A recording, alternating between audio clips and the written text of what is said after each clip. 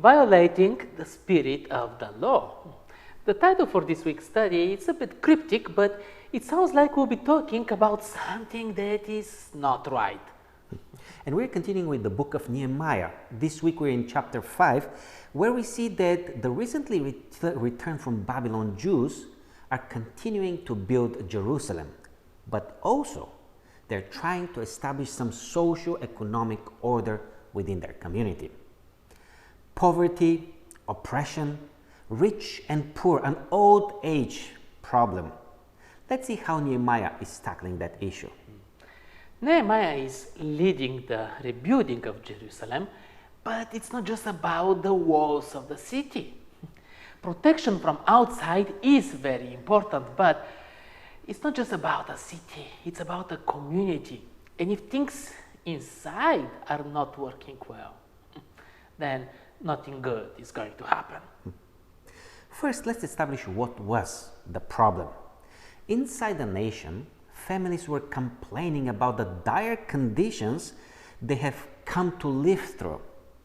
One thing was the enemy from outside that was constantly attacking Judah, but also there was something that has rotten the people within in their social life, and it was already unbearable for them. The complaint was about not having enough food to feed their own children. A cry out about the famine that forced the poorest of the family to mortgage their own property so they can borrow money to pay their Persian tax and to buy some grain so they could have food on the table. To make things worse, those who were not able to pay their debt had one or two members of their family enslaved until they paid it in full. Where was the problem? Were the people lazy, or did they make some bad financial decisions so they could get there? Or were there some wrong government policies that were disadvantaging those people? It's really interesting how things developed. They were not bad people, at least we don't see bad intentions, but the natural flow of things led to a bad situation. Good Jews were buying out fellow Jews out of slavery from other nations just so they can end up being slaves again to other Jews. Something wasn't right. Also, how are the poor supposed to get a fair chance to step back on their feet when their possessions and their source of income is taken away? So hard to judge a situation like that. Why is it so hard? Because there was no obstruction of justice. No law in the land was violated. Nothing that was common sense and widely socially accepted was violated too.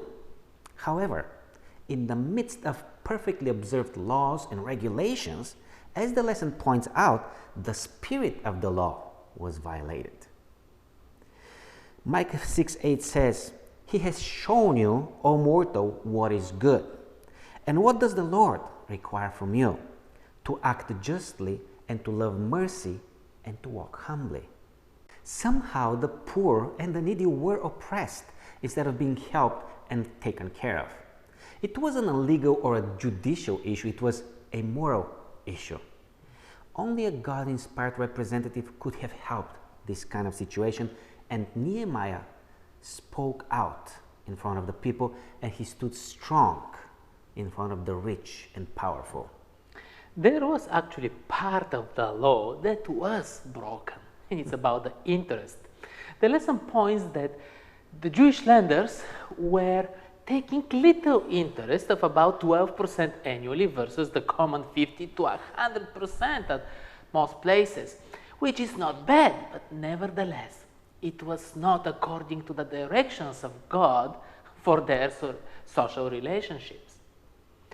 But the even bigger problem was that they, as you pointed out, were supposed to take care of each other. It's not just about not doing something bad. The issue is when we don't do the good that we can, when we don't help those in need. And then Nehemiah does something extraordinary. Yes, he was the governor appointed by King Artaxerxes. However, he had the whole rich class standing against him regarding implementing the reform that he wanted. Two big points I take from what he did and the way he planned his actions. The first one, Nehemiah called for a people's assembly, a great assembly. All the people from Israel were brought together. The leaders stood in front of them, and the rich were addressed with two different issues. One, the interest on the money lended, and the second, the issue of slavery. Second, Nehemiah himself admitted that he has been lending money and grain with interest. In his own words, he says, "Let us stop charging interest." His action plan was successful, and it ended with an oath given by the people and some curses for those who were going to break their promises. It's never easy to implement a new plan. Actually, it's very hard to make people change their ways of doing things, especially when it is at a loss for them. However, Nehemiah stood strong in front of the rich and led by his own personal example. His mission was to finish the build of Jerusalem, and he remained focused. Just before this quarter, we spent 3 months studying about taking care of those in need and standing up against oppression. Very serious and important matter, something that Nehemiah understood and was sensitive about. He handled the issue as a very serious one, very professionally. But most importantly, he led by example. Yes, the lesson concludes with the admirable example of Nehemiah.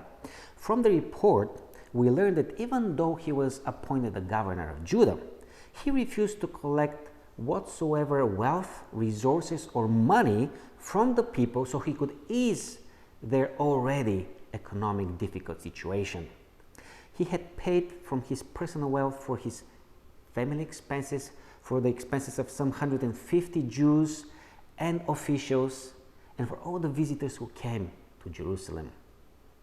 The completion of the Lord's work was of utmost importance for Nehemiah, and his example is an example of sacrifice, an example with heavenly origin. There were certainly many lessons, even for us, from the study this week, especially if you are looking for reformation toward what God intended for us in the spirit of His law. Join us again next week to continue the study with the lesson, the reading of the Word.